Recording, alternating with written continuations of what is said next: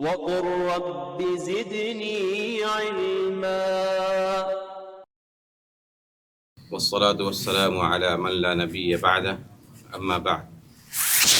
بڑی خوشی کی بات ہے کہ اس مسجد کے اندر ہم لوگوں کو اللہ رب العالمین نے یہ موقع نصیب کیا ہے کہ ہم لوگ کچھ دین اسلام کی باتوں کو سنتے ہیں اور پہ عمل کرتے ہیں اور دوسروں تک بھی پہنچاتے ہیں۔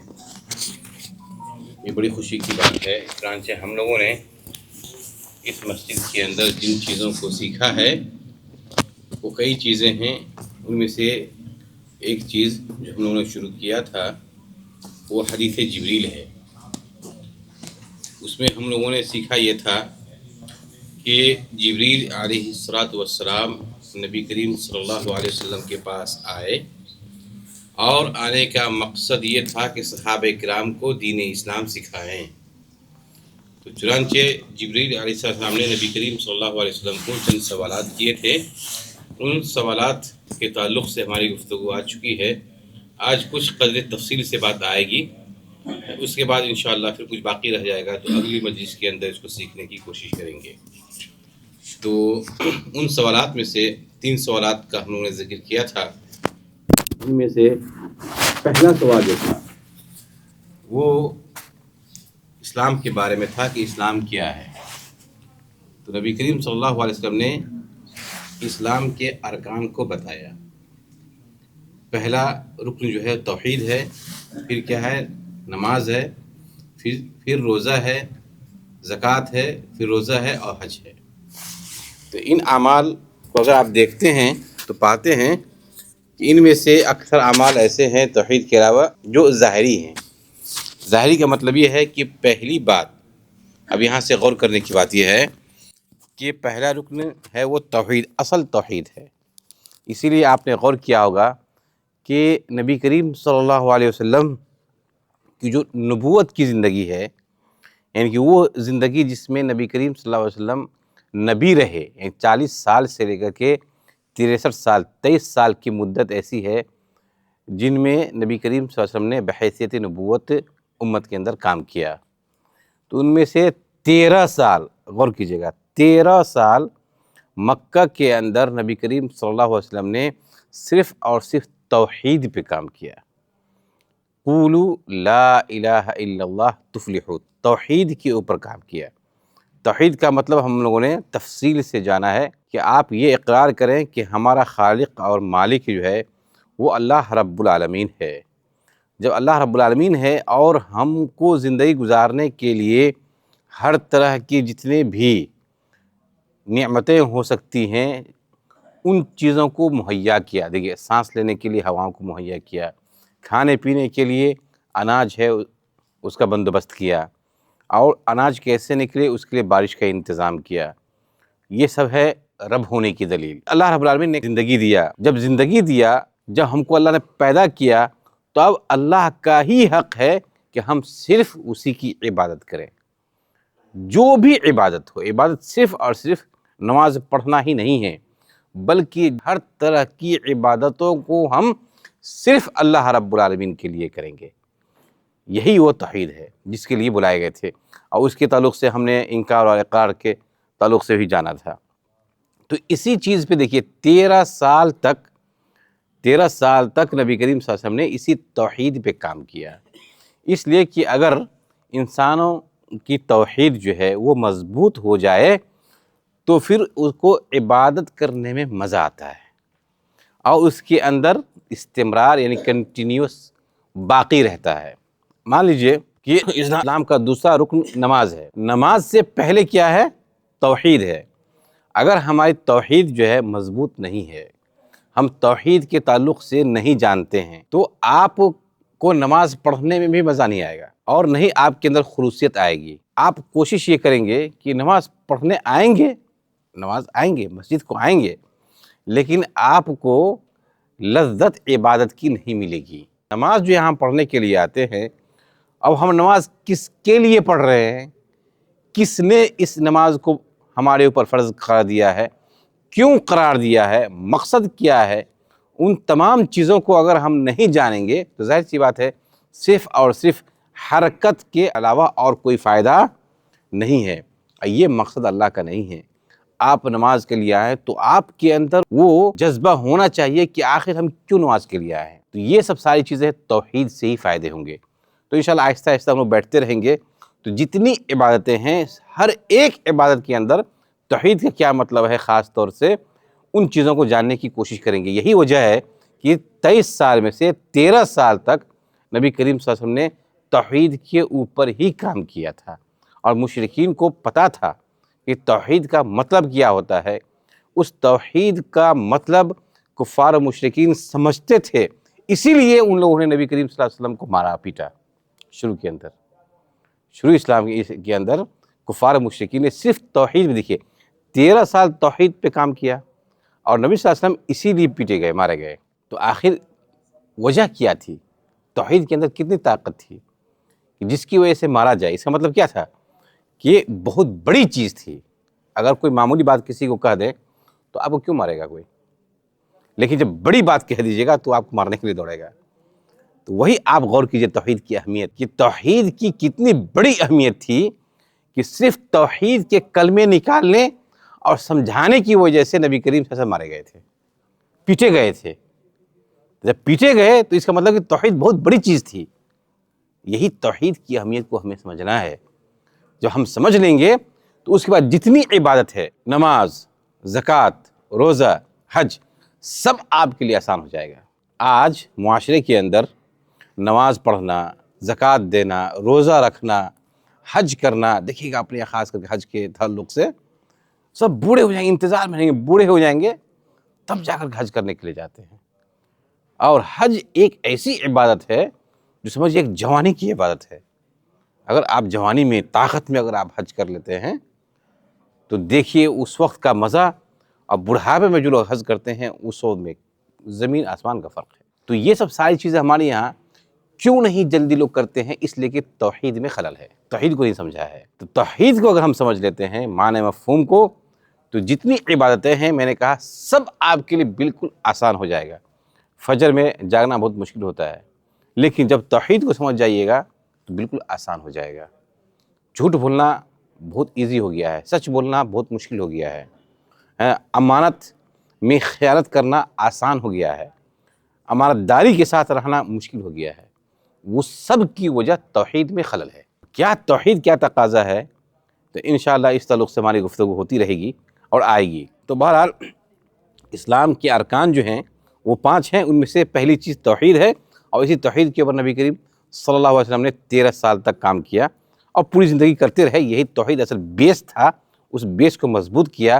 اس کے بعد نماز فرض کیے گئے، اس کے بعد زکوٰۃ ہے، روزہ ہے اور حج ہے. یہ اسلام کے ارکان ہو گئے. اب ایمان کے ارکان کے تعلق سے ہم نے گفتگو کیا تھا. تو ایمان کے 6 ارکان ہیں. اسلام کے 5 ارکان ہو گئے اور ایمان کے 6 ارکان ہیں. ایمان کے 6 ارکان عام طور پہ اس کا تعلق غیبیات سے ہے، یعنی کہ ایسی چیزیں ہیں جن کو ہم لوگوں نے نہیں دیکھا ہے، اسی کو کہتے ہیں امور غیبیات. یعنی کہ اس کا تعلق ایک ظاہری چیز سے نہیں ہے بلکہ باطنی چھپی ہوئی چیز سے ہے. اس کا تعلق دل سے ہے. دل سے آپ کو ایکسیپٹ کرنا ہوگا. اگر ایمان کے ارکان کو اچھی طریقے سے سمجھ لیتے ہیں تو گارنٹی کے ساتھ کہہ سکتا ہوں کہ آپ دین اسلام کو سمجھ گئے اور آپ کی زندگی درست ہو گئی. یہی سب بڑے بڑے خلل ہیں جس کی وجہ سے ہم لوگوں کے اندر اتنی بے راہ روی ہے. ہمارے اندر جھوٹ نے اپنی جگہ لے لیا ہے، سود معاشرے کے اندر پایا جاتا ہے. یہ سب کیوں ہے؟ ہم لوگ ایمان کے ارکان کو نہیں جانتے.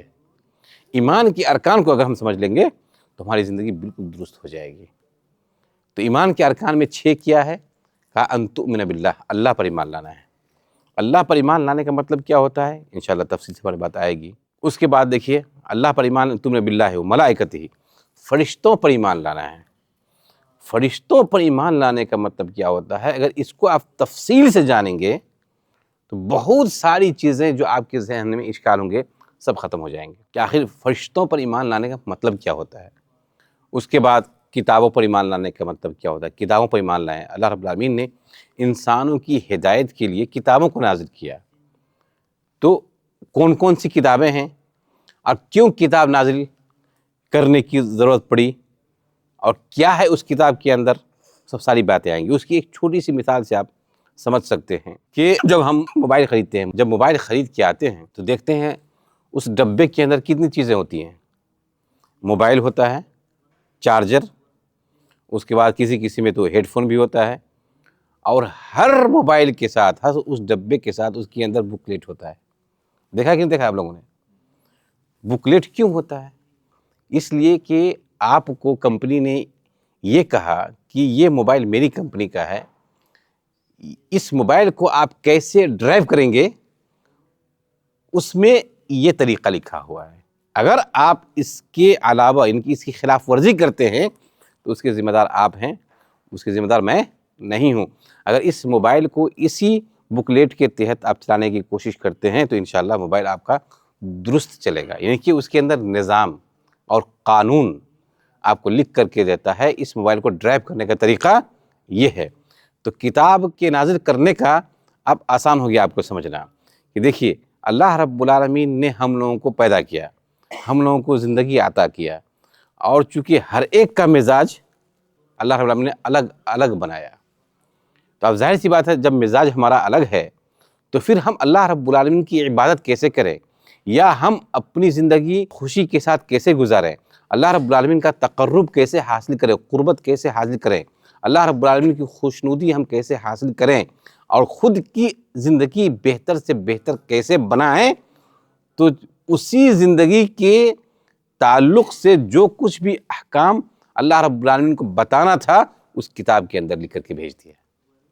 یہ حیثیت ہے کتابوں کی، اور ہمارے پاس جو کتاب آئی نبی کریم صلی اللہ علیہ وسلم کے واسطے سے وہ قرآن کریم ہے۔ تو یہ ہے کتابوں کو نازل کرنے پر ایمان لانے کا مقصد۔ تو آپ یہ غور کر سکتے ہیں قرآن کی اہمیت میں کہ آخر اس وقت ایک بدو قوم تھی، ان بدو قوموں کے پاس اللہ رب العالمین نے صرف قرآن بھیجا تھا، تو اسی قرآن کی وجہ سے ان لوگوں کی زندگی کتنی اچھی ہو گئی کہ رہتی دنیا قیامت تک کے لیے ان کی زندگی ہم لوگوں کے لیے آئیڈیل ہے۔ آخر کیسے آئیڈیل ہے؟ اسی قرآن پہ عمل کیا تھا۔ تو کیسے ان لوگوں نے قرآن پہ عمل کیا، کیا چیزیں قرآن کے اندر پائی جاتی ہیں جس کی وجہ سے ان لوگوں کی زندگی کو بدل دیا، ان سب ساری چیزوں کو ہم جاننے کی کوشش کریں گے تاکہ ہماری زندگی کے اندر بھی اسی طریقے سے تبدیلیاں آئیں جس طریقے سے صحابہ کرام کی زندگی میں تبدیلی آئی تھی۔ تو یہ ہے کتاب پر ایمان لانے کا مقصد۔ پھر اس کے بعد رسولوں پر ایمان لانے کا کیا مطلب ہوتا ہے، تو رسولوں پر ایمان لانے کا مطلب انشاءاللہ تفصیل سے جاننے کی کوشش کریں گے۔ پھر پانچویں چیز ہے قیامت کے اوپر ایمان۔ قیامت کے اوپر ایمان، یہ قیامت کے اوپر ایمان کے تعلق سے یہ آخری چیز ہو گئی۔ اس سے پہلے کئی اسٹیپس ہیں، جیسے یہ ہماری زندگی ہے، اس کے بعد آخرت کی زندگی جو شروع ہوتی ہے موت کے بعد، ان میں سے سب سے پہلی چیز جو ہے وہ قبر کی زندگی ہوتی ہے۔ تو قبر کی زندگی کیسے گزرتی ہے، قبر میں کیسے منکر نکیر سوالات کرتے ہیں، کیا سوالات ہوتے ہیں، اور کس طریقے سے وہ آتے ہیں، اور پھر قبر کی زندگی کیسے شروع ہوتی ہے، انشاءاللہ اس کو بھی ہم لوگ ڈیٹیل سے جاننے کی کوشش کریں گے۔ جب ان قبر کی زندگی کو ہم ڈیٹیل سے شروع کریں گے تو ہمارے اندر دیکھیے گا جو بھی بے راہ روی ہے وہ ساری چیزیں ختم ہو جائیں گی۔ اس کے بعد آخری چیز ہے وَأَن تُؤْمِنَ بِالْقَدْرِ خَيْرِهِ وَشَرِّهِ، کہ آپ اپنی تقدیر پہ ایمان لائیں، چاہے اچھی ہو یا بری ہو۔ تو تقدیر پر ایمان لانے کا مطلب کیا ہوتا ہے، وہ سب اس کے اندر بہت سارے اشکالات ہیں، لوگوں کے بہت سارے شبہات ہیں، اس کو ہم جاننے کی کوشش کریں گے۔ اس کے اندر کچھ لوگ جیسے یہ کہتے ہیں کہ جب تقدیر میں اللہ نے لکھ ہی دیا ہے سب کچھ تو ہم کو عمل کرنے کی کیا ضرورت ہے، جبکہ یہ بات تقدیر پر ایمان لانے کا ہرگز یہ مطلب نہیں ہے۔ اصل مطلب کیا ہے، عام طور پہ آپ نے سنا ہوگا کہ اللہ نے لکھ دیا ہے تو ہم پھر کیا کریں، اللہ نے لکھا ہوگا کہ آج 14 تاریخ کو ظہر کی نماز ہم پڑھیں گے یا نہیں پڑھیں گے۔ جب اللہ نے لکھ ہی دیا ہے تو ہم کو کوشش کرنے کی کیا ضرورت ہے، جب اللہ نے لکھا ہوگا کہ ہم نماز پڑھیں گے تو پڑھیں گے، نہیں لکھا ہوگا تو نہیں پڑھیں گے، ہے نا۔ تو یہ اس طریقے سے لوگ حجت بناتے ہیں، تو اس کی کیا حقیقت ہے، اس سے تعلق سے ہم جاننے کی کوشش کریں گے۔ اور پھر اس کے بعد آخری مرحلہ احسان کا ہے، وہ احسان کے تعلق سے یہ اسٹیپ بائی اسٹیپ ہے کہ اسلام ایک ظاہری اعمال ہو گئے جس کے اندر آپ نے دیکھا ہوگا کہ ہم جو نماز پڑھتے ہیں، روزہ رکھتے ہیں، ایک ظاہری چیز ہے. اس سے اوپر والا جو اسٹیپ ہے وہ ایمان کا درجہ ہے، جس کا تعلق میں نے بتایا کہ غیبیات سے ہے، دل سے اس کا تعلق ہے، کہ دل سے آپ کو ایکسیپٹ کرنا ہوگا. اگر کسی چیز کو آپ زبان کے ساتھ ساتھ دل سے بھی ایکسیپٹ کر لیتے ہیں تو پھر آپ کو وہ کام کرنے میں مزہ آتا ہے. لیکن زبان پہ کچھ اور ہے، دل میں کچھ اور ہے، تو پھر اس کے اندر پائیداری نہیں ہوتی ہے، نہ آپ کو اس کی لذت ملے گی. تو ارکان ایمان، ایمان کے جو ارکان ہیں اس سب کا تعلق غیبیات سے ہے، اس کا تعلق دل سے ہے، باطن سے ہے. تو ان کو اس طریقے سے لانے کی ضرورت ہے. اور اس سے بھی اعلیٰ اور بڑا اسٹیپ جو ہے وہ احسان کا ہے، جس میں ہم نے کہا تھا کہ آپ اللہ کی عبادت ایسے کریں گویا کہ آپ اللہ کو دیکھ رہے ہیں. اگر یہ تصور نہیں آ سکتا ہے تو کم از کم دماغ میں یہ لائے کہ اللہ آپ کو دیکھ رہا ہے. تو پھر یہ احسان کے جو ایک ہی رکن ہے، اس میں دو درجے ہیں. ایک ہے اللہ کو دیکھنے کا کیا مطلب ہوتا ہے، اس کا میں نے ترجمہ کیا، خود نبی کریم صلی اللہ علیہ وسلم نے احسان کا مطلب کیا بتایا کہ آپ کوئی بھی عبادت اس طریقے سے کریں وہ ہے کہ آپ اللہ کو دیکھ رہے ہیں. اگر یہ تصور نہیں ہو تو یہ آپ سمجھیں کہ اللہ آپ کو دیکھ رہا ہے. تو یہ دیکھنے کا کیا مطلب ہوتا ہے، اس کو بھی اگر آپ سمجھ گئے تو سمجھیے پورا اسلام سمجھ گئے. اس کے بعد پھر آتی ہے کہ قیامت کی نشانیاں کیا ہیں، تاکہ انسان سمجھ جائے کہ قیامت کس طریقے سے آئے گی، کیا کیا نشانیاں ہیں. ان چیزوں پہ گفتگو کیا ہے. لیکن یہ اصل 3 چیزیں ہیں جس کی آج نے ہم کچھ جاننے کی کوشش کیے ہیں، اور مزید انشاءاللہ مجلسیں ہوتی رہیں گی تو اس میں بھی جاننے کی کوشش کریں گے. اور بعینہ ہی اسی حدیث کے بعد سے صحابہ کرام کی زندگی بالکل چینج ہو گئی تھی. انشاءاللہ ہمارے اندر بھی تبدیلی اور چینجنگ آئے گی. اللہ رب العالمین سے دعا کرتے ہیں کہ اللہ رب العالمین ہم لوگوں کو دین اسلام سمجھنے کی توفیق عطا فرمائے، اور بعینہ ہی اسی طریقے سے دین اسلام سمجھنے کی توفیق عطا فرمائے جس طریقے سے صحابہ کرام نے دین اسلام کو نبی کریم صلی اللہ علیہ وسلم سے سیکھا تھا اور جانا تھا، اور بعینہ ہی اسی طریقے سے عمل کرنے کی توفیق عطا فرمائے جس طریقے سے صحابہ کرام نے عمل کیا تھا. وآخر دعوانا الحمد للہ رب العالمین.